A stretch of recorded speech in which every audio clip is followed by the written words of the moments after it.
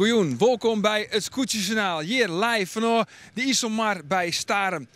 Want van de middag wat je alweer de tweede wedstrijd ziet van de IFKS. En sneun, ja, doest die er amper wien. Maar je het prachtig zielwaar met de zinnen erbij, krijgt fjouwer. En hoe die prachtige wedstrijd zullen we praten. Hier op debatte 4. En dat doen we met skipper Marijn Olsthoorn. Absoluut een van de favorieten hier in de A-klasse. Ook Oud Volleybal International Ronald Sootsma zit aan tafel. Want ook hij ziet mooi, maar dan in de B-klasse. En mijn analist Ilke Dijkstra zullen we praten. Ja, zullen we alle opmerkelijke zaken van Joert eventjes bij de kop pakken. Maar eerst zullen we eventjes in Starem. Want wat weten we eigenlijk van Starem?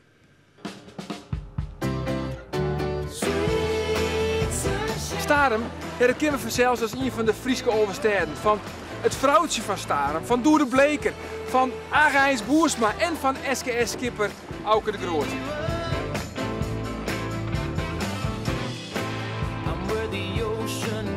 En Starem nou eigenlijk niks meer te bieden dan dat? Nee.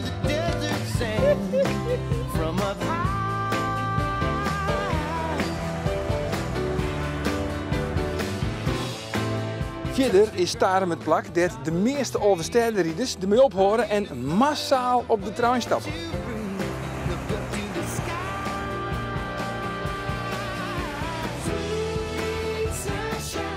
Vliegen hier wie Sibo Siesling, mooi de street bij de sterkste bij Starem. Maar die wedstrijd gaat vooral de boeken in vanwege het feit dat er 4 scootjes disqualificeerd waren.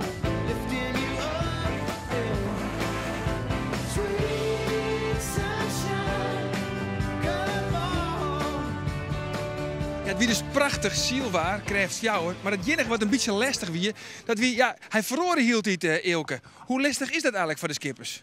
Nou, dat is hartstikke lastig, want ja, dat moest anticiperen. Hij stond eerst in het zuidoosten en hij draaide romme haast 60 graden, denk ik wel naar het zuidwesten. Dus ik denk dat er zandjeskippers, ja, je wordt hartstikke dreig met hier. Oh, wacht even, Ilke. Sectieskoetjes, toch? Ja, sectieskoetjes, maar ik neem de wedstrijdleiding dit keer ook een skipper. Want ik weet wel net hoeveel boeien ze versleept daar en vlagen hem heen en fluitjes erbij. Dus een prima prestatie dat ze toch gewoon eigenlijk tot eind een goede baan voor de skippers erin de line hebben. En dat wie voor hun ik hartstikke dreig. Oké, nou een topprestatie dus ook voor de wedstrijdleiding. Hoe het krijgt Gien is, zullen we nou in het wedstrijdverslag van Ilke Lok. Prachtig, schitterend waar je hoort in Staveren van de scootjes van de IFK's die konden zielen. Alleen de Lonneke die woer de KL in de start even wat omheugen. En toen draaiden de eerste protestvlaggen er al bij Marijn Olsthoorn, maar ik bij de jonge Jilles Banstra. Maar dat zou uiteindelijk net de tros zetten worden. Want ja, die Marijn Olsthoorn die kwamen naar voren en die lieken op bakboord er helemaal van langs te gaan. Maar dan komt er in één makkem aan. En alle oren maar achter Marijn Olsthoorn del. Vrouwtje Oorzinger, Jout had eronder del, maar Makkem gaat er nog krek van langs en die kunnen als eerste om de tonnen komen. En dat betekent dat Klaas Cuperus, mijn 6 gebroeders, dat die als eerste om de eerste tonnen komt. En dan zoals even wet ze de volgende hindermatten. En daarachteraan zit dan Marijn Olsthoorn, die we weten dat die goed zielen kent onder deze omstandigheden. En dan komt de rest van het verhaal. Vrouwtje Oorzinger, die komt er nog krek tussen terug. Daar zit de Lonneke van Banstra nog tussen. Maar daar komt Arend Wisse de Boer, daar komt Sibo Siesling. Nou, en zo komt het hele spul over de tonnen, want ze doorn absoluut eigenlijk net oer stuurbord om die tonnen te komen. En dat wie ik duidelijk, dat moest je absoluut net doen.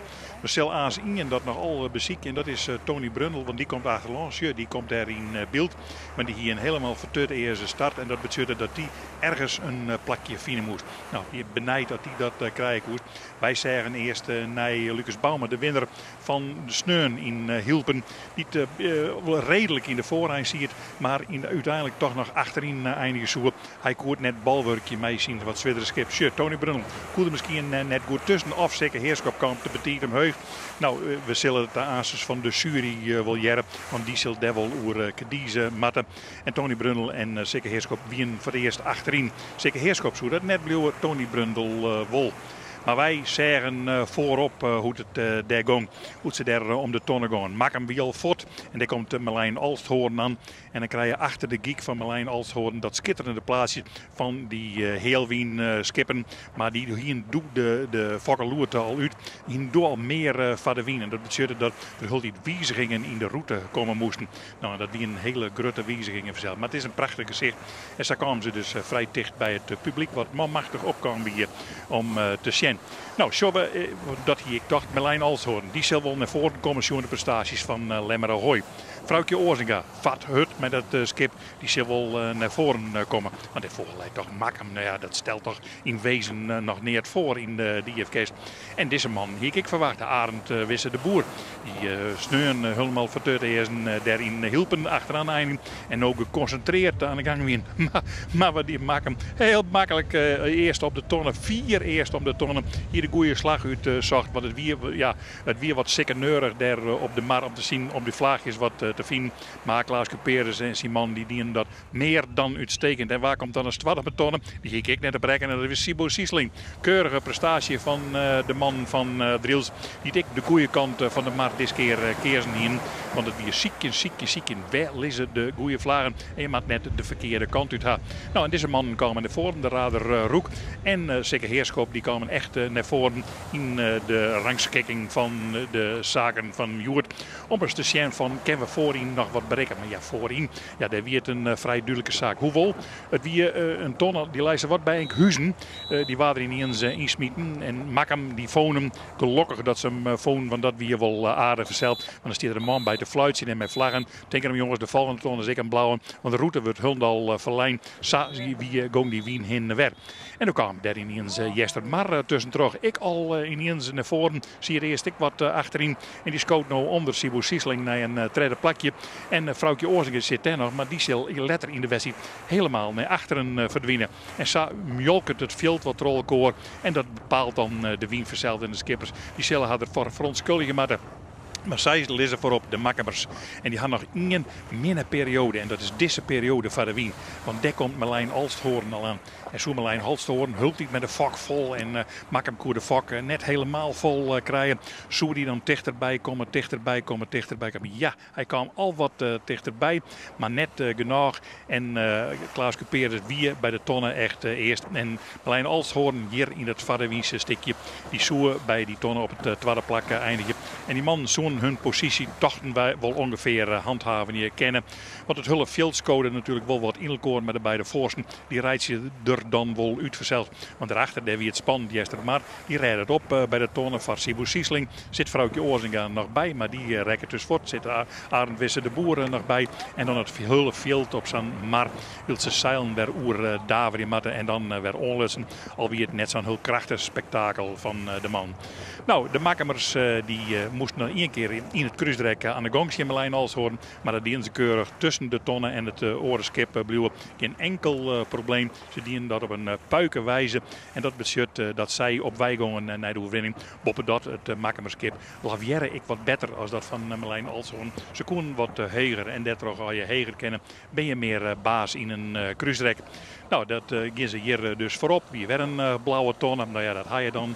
Maar de show is voor de Makkemers niet. Nou al vielen, ja, dit redden we op. Want ze hoeven alleen maar naar beneden. Dan terug de eind naar beneden van de wien.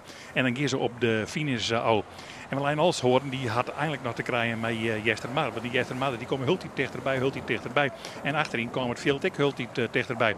Dus dat weer nog wel even wrotten. Ik van Marlijn Alsthoorn. Alhoewel die van de wien altijd uitstekend gaat. Zodat dan Klaas Cuperus nou een keer bedriegen kende die Marlijn Alsthoorn. Nee, dat kende net. En dan komen de man hier over de finish. En die beleven een heerlijke sensatie. Trajelien kwam in de A-klasse. En dit is haar eerste oorwinning. Klaas Cuperus en Simon, de 6 gebroeders van Mak.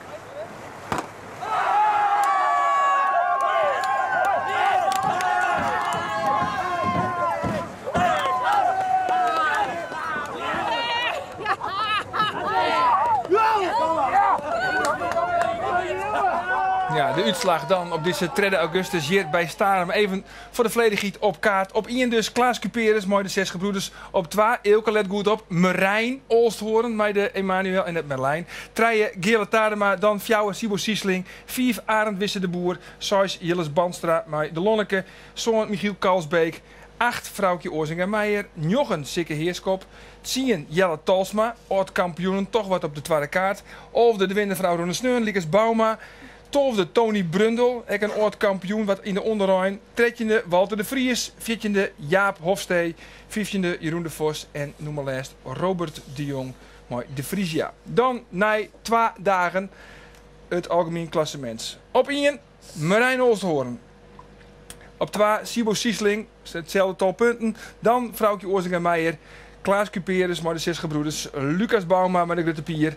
Jilles Balstra, Tony Brundel, Gele Tadema, maar het warp Jestermar.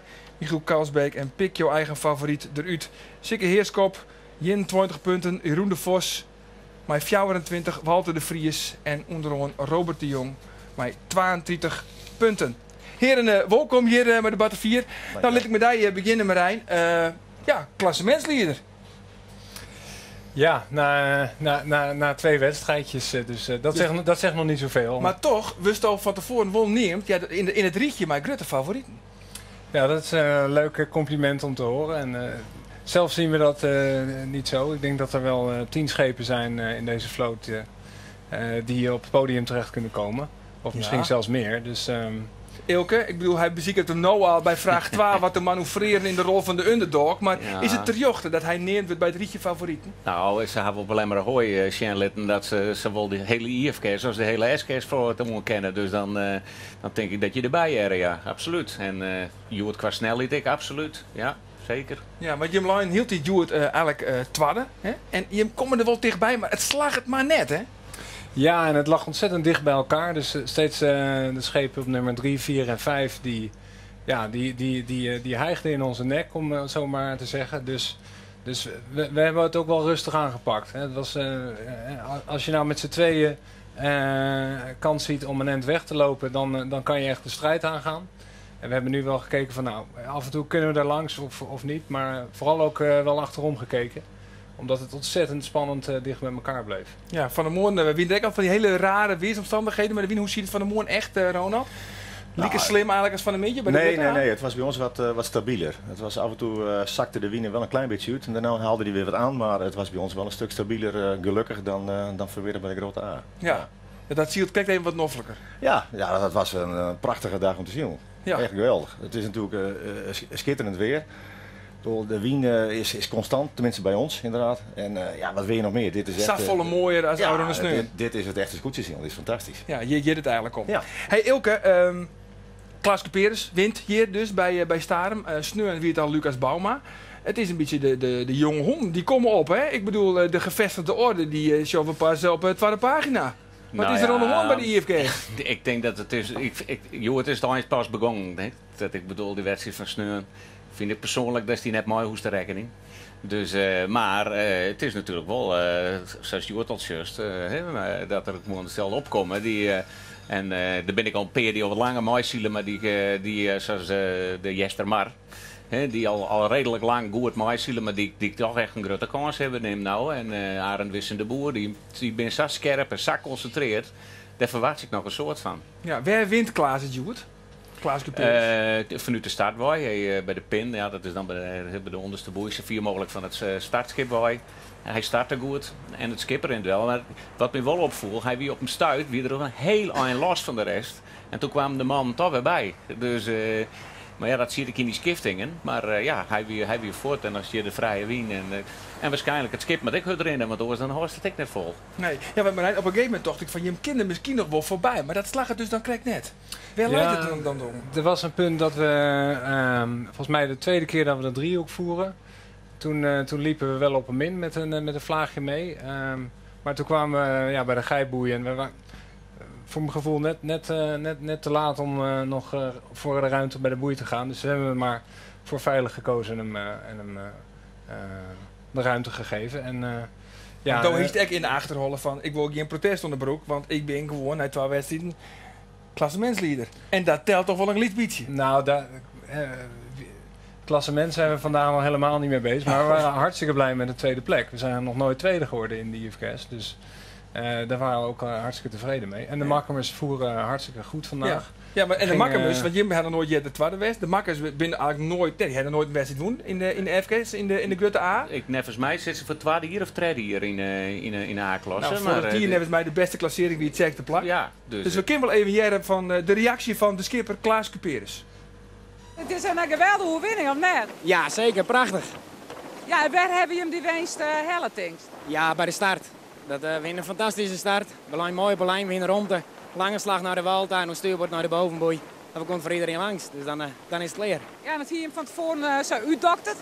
Het plan wat we bedachten in dat werken precies. Dus dat is wel heel mooi. Ja, nou is het een overwinning in de Grutte A. Dat smaakt het naar meer, of net? Ja, zeker. Dat wil ik graag nog een keer. Dit is een droom dat uitkwam. Dus ja, geweldig. Ja, de reactie dus van Klaas Cuperus, hoe de dream die uiteindelijk uitkomt. En Ronald, je ziet nou in de B, mooi snits. En dit is echt het veld, weet je, echt graag gewoon je hem laten wollen, hè? In de Grutte A.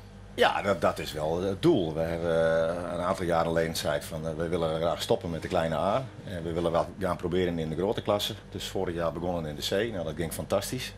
Ja, en dan wil je natuurlijk ook heel graag deur naar de allerhoogste treden. Ja, en dan wil je dus zorgen dat je dit jaar bij de eerste 3 zit. Of eventueel kampioen worden. Maar ja, we hebben wel het doel dat we graag naar de grote A willen. Ja, en dat wielt elke niet echt zo uit van de B-klasse het nog nooit zo sterk west. Ja, dat klopt. Er zijn denk ik wel 9 of 10 skippen die echt in aanmerking komen voor het kampioenschap. En zeker bij de eerste 3. Dus het wordt wel een hele spannende competitie. En je zit er daarbij? Daar willen wij graag bij zitten, ja. Op dit moment gaat het nog steeds goed. Maar het wordt wel spannend en elke dag is een andere dag. Dus wij blijven heel rustig. Vandaag was het natuurlijk fantastisch, daar ben we super blij met. Maar morgen is weer een nieuwe dag. Ja, aanstaan meer over de B-klasse. Maar ik wil nog eventjes weer waarom de oud-kampioenen. De man als Sikke Heerskop, Jelle Talsma, Tom Brundel. Want waar luidt het nou aan, Ilke? Dat we deze man dus steeds 4 van achteren zitten. Nou ja, nogmaals, het is niet een dooi. Maar het is... dat begreep ik. Maar zij kwamen er nou binnen een periode die wol opkwamen. Ik bedoel, bijvoorbeeld Sarem, de Lonneke. Zielde ik een hele goede wedstrijd. Hier pech bij de start, volgens mij met hem. Maar er weer wat een akkefietje. Maar ik zielde toch heel goed niet voor. Nee, ja, ik. En dat zeg ik Jelle Talsma net van. En dat zeg ik in Sikke Heerskop ik net van. En... ja, zeker mist een goede adviseur, denk ik. Ja, Bijnt Kramer is er net bij. Bijnt Kramer is hij kent het net alleen nog? Nou, zoals je het net, nee dan. Maar hij mag het wel alleen nog kennen. Maar ik denk, ja, als zo'n team hartstikke best goed met inspelen best en die is er nou net bij, dat is altijd een verlies. Ja, Jelle Talsma het oefenen. Dat ga ik jet. Nou ja, en als dan, ja, dat laatste dingetjes bij elkaar. Maar die should nog wel komen. Dus maar ja. En dan ben er ook gewoon die wel heel scherp binnen. Ja. En goede manoeuvres, goede acties. Dus, Dit even jaren wat Tom Brundel zei. Ja, met protest, ja. Tegen wie? Tegen Sikke. En wat gebeurde er? Ja, kijk, hij vaart mij aan, dus dat moet vrij blijven voor mij. Verder wil ik er niet zoveel over zeggen, maar even in de protestkamer uitzoeken. En waar gebeurde dat? De bovenste boei. Ja. En uiteindelijk een 12e plek. Ja. Nou ja, een beetje teleurstellend. We hadden een waardeloze start. Ja, jullie waren nergens. Nee, dat klopt.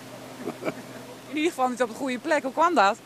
Ja, dan ben je even misschien wat te vroeg en dan vaart er eentje overheen en zie je het in de tang. En ja, maar je zit gewoon niet goed klaar. Dat is een waardeloze start.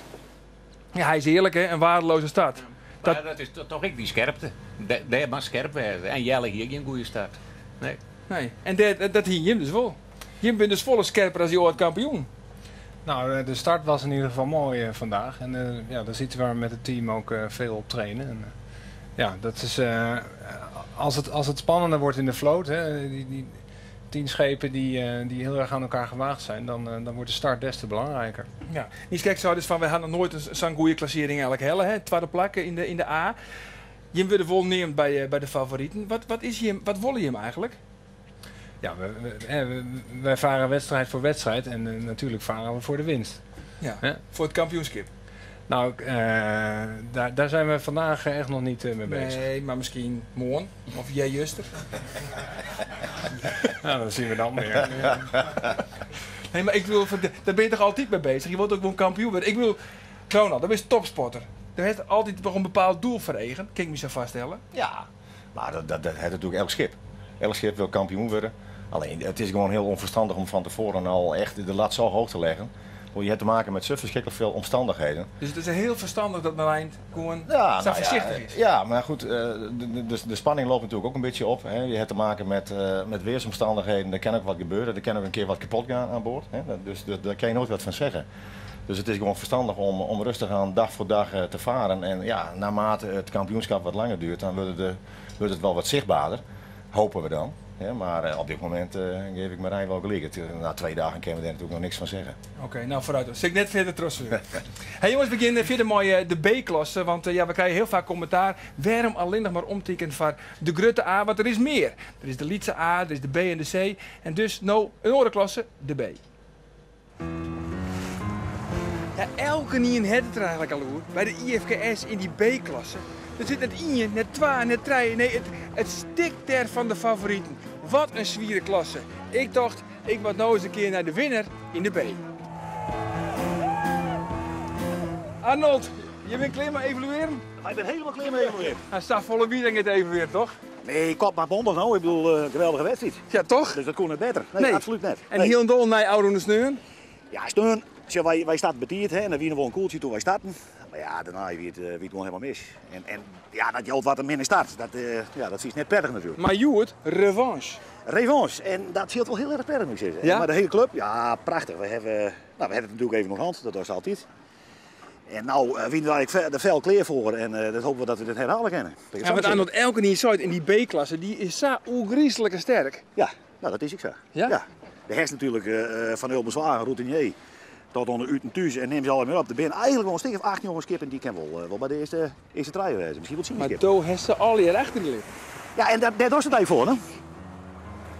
Nou, we hebben eigenlijk al een zeilploeg. Ik denk al dat we hartstikke niet bij elkaar binnen. En de wist wel eens heel enkels in. Maar eigenlijk ben we een hele hechte vriendenploeg. Dat ja, maar eerst in de Lietse A. Nou, toen later, vorig jaar natuurlijk in de C met dit schip. Ja, we kennen elkaar van haven tot gort. Dus wat is, weten ik dat we daar wel doorheen komen. Ja. En ik weet, de week is natuurlijk nog lang, maar ja, dit jouwt gewoon positieve energie. En dan heb ik weer die ene vraag. Ja? Waar is de man die zei van, het gaat even net zoals het gaat, maar hij zwaagt ervoor dat er toch weer een positieve flow komt? Ja, maar dat ben meerdere. Dus we hebben eigenlijk, en dat is het grappige, als je een ploeg, daar heeft Wilmian Ponsen, dat is een enorme positief ingestelde man. We hebben een aantal man, Deuten en mijn tweelingbroer en Ian, en neem ze allemaal op. Matthijs, die ben wat rustiger. En die hou jij de ballon zo. Nou, ik ben weer wat rocker, dus ik zit er wat tussenin. Nou, en zij corrigeren me ook. Freek, zit ik op dit scootje. Wat is die functie hier? Ik zit bij de VOC. Ja. En dan ben je er eigenlijk als laatste bijkamer, toch? Ja, ik ben als laatste in een hechtteam van 10 hier, die 10 hier maar kan aan het varen is binnen. En daar moet ik mezelf in handhaven. Ja, dan was je daar in steende horen. Maar hoe gaat dat? Nou, dan moest net altijd bij de honger wezen hier. Dat wordt niet uitstraft. Maar dan moest wel tasjeerlijk wezen.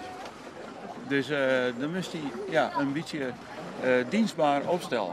Hey, en hoe ga je het Joert omboord? Want ik kan me vaststellen van de deceptie misschien van Oude Sneun. Dan nou alleen nog maar voorop zielen. Dat is natuurlijk dat maar een geweldige kick wezen. Ja, maar dat is dus het leuke van een sport. De kiest altijd wel zijn flink om die beelig. En dat kiest dan van nemen ik. Binnen het team ik. Maar als er dan een stuk iets weer komt, nou dat is krijg je iets als je een slagroomgebakje krijgt, maar 1 keer in 10 jaar. Deze overwinning viel eigenlijk een beetje als een jeetje. Ja. En misschien nog wel mooier. Ja, want als je jeetje bent, dan tel je de nachtje zo, maar dit weet je net. Dit weet je nooit van tevoren. En ik Joert hebben we een prijsvraag en die werd besteld terug, de skipper. Ja, nou Lucas Bouma zielt op een heel mooi schip, de Grutte Pier. En welke woorden ben eigenlijk een peri waarom de kampioen mag worden? Zo net zo moeilijk hè? Dacht ik net. Precies. Ja, en mail dat antwoord dan naar simmer@omroepfriesland.nl. En de winnaar van de prijsvraag van Oude Sneun, dat is Boukje Prins. En zij is de die-winnares. En zij maakt het dan kans uiteindelijk om de eind van deze week dan Silverlotje. En die mooi dan de finale die mooi in het boordje in het Guttefield. Mooie Eelke Lok. Prachtige prijs. Nou, in 1992, wie is nou winnaar van de Olympische zilveren medaille met volleybal? Dat klopt. Hoe komt de volleyballer eigenlijk bij de zielerij te lonen? Ja, geboren in Sneek, vroeger ook wat zeild in de regenbogen. Nogmaals, Arnold gaf het net al aan, wij kennen elkaar al jaren en inderdaad, het is ook een vriendenploeg. Maar dan ben je toch vies te grut van een zieler? Ja, nu uiteindelijk wel, ja. Af en toe stoot je je kop wel eens een beetje. Ja, hoe vaak al, zit ik? Nou ja, nee, we hebben wel meer grote jongens aan boord. Maar ja, dat is zo groeit. En we kennen vreselijk goed met elkaar opschieten. Iedereen is super gedreven. Het is een heel hecht team. Ja, dat is iets wat ik fantastisch vind. Ik kom uit de teamsport en dit is een teamsport op zo'n heel klein schip. Het is natuurlijk maar een klein oppervlak uiteindelijk. Ja, dat is fantastisch om te doen. En dat je nou zo'n dag beleven mag, dat is geweldig. Ja, want Jim winnen, Joert. Ja. Benaderst je het echt als topsport? Nou, nee, niet zoals vroeger. Dat is anders. Op een gegeven moment wil je ook wel eens wat wies, zeg maar, na zoveel jaren. Maar ja, de echte topsportgevoel gaat nooit uit je. Nee, maar je wil altijd winnen. Ja, en dat hebben we allemaal. En na zo'n dag als eergisteren, dan is iedereen ook strontjagereinig. Maar dat zit hem gewoon in het gevoel, omdat we weten dat we beter kennen. Maar het lukt op dat moment dan niet. Ja, en dan willen we meer. En dan is iedereen gebrand, zoals een dag van vandaag. Dus bij de start spatten het er ook af. Ja, en als het dan lukt inderdaad, dat is natuurlijk fantastisch. Ja, we zitten nu bij de IFKS, maar nu is er bij de SKS de grote discussie van traditie versus topsport. En dan komt de term eco-coaching, komt dan ook voorbij, teambuilding en vertrouwen, opdwan met elkaar. Hoe zou dat zien hoor? Ja, elk schip doet het op zijn manier. Wij doen dat ook, maar niet op de manier van eco-coaching. Wij weten precies wat iedereen kan en wat hij graag wil en wat zijn beste posities binnen. En het smeden van een team doe je natuurlijk in de loop der jaren. Dat doe je niet even heel snel met in mijn ogen eco-coaching. Nou nogmaals, iedereen doet het op zijn eigen manier. Er zijn natuurlijk verschillende manieren om dat voor elkaar te krijgen. Maar ja, het is wel heel belangrijk dat je een heel hecht team bent. Je moet er met elkaar winnen kennen, maar je moet ook zeker met elkaar verliezen kennen. En dan vang je elkaar op. Ja, en die kracht, dat is belangrijk in zijn team. Simpel. Ja. Want Jim komt al uit Snits, Jim komt al uit Amsterdam, net als mij hè? Wat voor jongens, wat voor bemanningsleden heeft u al zeilinstructeurs heb ik begrepen? Ja, wij kennen elkaar van de zeilschool het Vossel. Er zitten een aantal bemanningsleden gelukkig hier bij me in de studio. De heren die nou begint te stralen, die zijn zeilinstructeur? Ja, oké. Dus we zeilen eigenlijk al heel lang samen. En op een zeilschool, het draait deels om het zeilen, maar ook om samen wat organiseren en samen wat moois neer te zetten. En dat trekken we eigenlijk door nu in het scootje-team. En dus het teamelement is bij ons super belangrijk. We halen daar allemaal heel veel plezier uit. We steken daar allemaal heel veel energie in. Maar benader je als topsport? Nee, ik denk niet dat je daar een topsport stickertje aan kan hangen als je dat vergelijkt met sporters die dat professioneel doen of die daar werkelijk waar alles voor doen. Ik denk dat het belangrijk is dat je als team samen bekijkt wat willen we samen bereiken, wat is onze aanpak en wat moet je daarvoor doen en dat je samen bereid bent om dat te doen. En we doen daar ontzettend veel voor. Het onderhoud met z'n allen, de fondsenwerving, trainen, maar ook heel veel erover spreken met elkaar. Hoe werkt het nou zo'n scootje? Hoe kunnen we beter wedstrijd zeilen? Hoe kunnen we weer nog meer samen groeien? Ja, en dat is wel heel erg belangrijk denk ik, want Eelke, we zijn niet, kijk, een Jelle Talsma, een favoriet. De regerend kampioen bij de A's in de IFKS, die heeft dus gewoon te min traint. Je kunt dus in het voorseizoen wel gewoon de basis lezen. Ja, nou ja, als je de kerst wel, de kerst een heel vers team had, dat is al je van elkaar ik wel wist wat ze op welke positie zitten, maar als je net weer even op nij, die boejongens snijdt, als weer een startje die en als er wat ik maar dan ik al hoe best ook ik als het op elkaar spelen best, dan is nou ja, ik had al een paar keer zo, maar dan is correct dat laatste stukje, die scherpte die mist vol, want dan was toch iedere weer die zeemijl in de been kregen haar en die ton snijdt haar en krijg we mist haar en dus oeren op het wetter is verschrikkelijk belangrijk. Ja, een soort van bankraadsmodel, maar dan op het wetter. Ja, ja. Hey, van Ronald, hoe vaak train je hem eigenlijk? Nou, wij beginnen het voorseizoen echt met de zondagen. En zodra het weer een beetje toelaat dat het s'avonds wat langer licht is, dan komt er de woensdag bij. Of we vervangen eigenlijk de zondag door de woensdag. Maar soms pakken we nog wel eens wat extra's. Ja, maar daarnaast ben je natuurlijk als team heel veel met het schip bezig. Er moet veel veranderd worden. Je bent bezig met kleine details om toch maar uit te vinden van waar leidt nou, waar halen we nog meer snelheid uit, waar halen we nog meer kwaliteit uit. En dat begint bij een mast, dat begint bij zeilen, overlopen, opstekers. En ik moet eerlijk wezen, 3 weken geleden hadden wij pas het gevoel van ja, nou begint hij weer te lopen. Ja. En dan ben je zo ongelooflijk veel bezig met zo'n hecht team om zoveel uren erin te steken. Dus het is niet alleen de uren op het water, maar het is ook de uren daarbuiten. Ja, en voor de echte tuning, ja, heet water nodig, zo simpel is het. Ja, en dan ben die wedstrijden die we naar zeilen in het voorseizoen ben vreselijk belangrijk. En daar haal je ook weer het vertrouwen uit om met z'n allen toch weer wat moois op te bouwen. Ja, ik kan helemaal vergeten te vregen, maar wat doet er aan boord? Wat is die functie? Nou, ik zit nu weer bij Hals en Onderlijk. En wij hebben wat meerdere jongens die op verschillende posities zeilen kennen. Voorheen zat ik bij de Fok.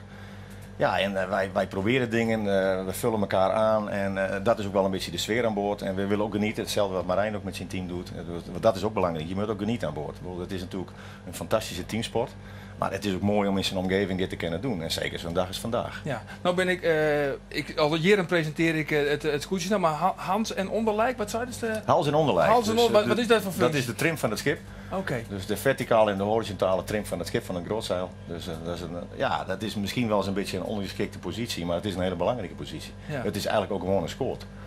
Dus ja, daar moet veel gebeuren en daar heb je skipper voor nodig, je krijgt commando's, er wordt met elkaar praten. Ja, zo gaat dat in zo'n wedstrijd. En dat is fantastisch dat je dan als één over de streep komen kan en dan heeft iedereen een vreselijk fijn gevoel. Ja, dat is altijd het mooiste, toch? Als het goed gaat. Ja. En Jim wil dus gewoon in elk geval promoveren en misschien wel kampioen worden in de B.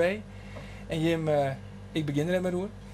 Hey jongens, het Waberjocht van morgen in Heeg. Het wordt net zo warm als zoet, 21 graden. Ik dacht eigenlijk dat we wat minder wind krijgen zoen, maar dat valt eigenlijk wel mooi. Wind krijgt fjouwer uit het westen. Mooi. Dat is prima toch? Ja. Heb je hem nog een onvulling daarop? Wind krijgt fjouwer, dat is, hoe oors is het op een Hegemermaar? Het is wat kleiner, het compact wedstrijdwater en mooie plek om te zeilen. Dat bevalt ons eigenlijk wel. Ja, kun je hem de boel uit de voeten? Nou ja, dat gaan we morgen zien. Vorig jaar ging het aardig op Heeg. En, wat helpt nog? Hoe ging je toen? Toen waren we vijfde volgens mij. Toen was het daar heel licht weer.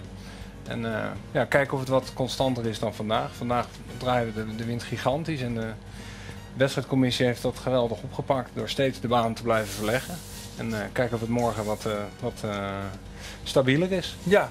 Nou heb ik nog een laatste vraag. Die is voor jou, Ilke. Waar wint het morgen bij de Grutte A op Heeg? Want oude de Sneur en toen zei... Windkracht Fjouwer, zo is dat? Ja, toen zeiden ze Jaap Hofstee wint het. Ja. Nou ja, hoe dat zou je maar werden. Die wordt gewoon... We net al Oerop verstof wat te hebben. Ja, Arend Wisse de Boer. Arend Wisse de Boer, die wint. Ja. Nou, we zullen het zien. Heren, Tiegertank voor je komst hier op debatte 4. Morgen vanzelf weer een nieuwe oorlevering van de tweede wedstrijd van de IFKS. Dan op Heeg. Want dan, dag.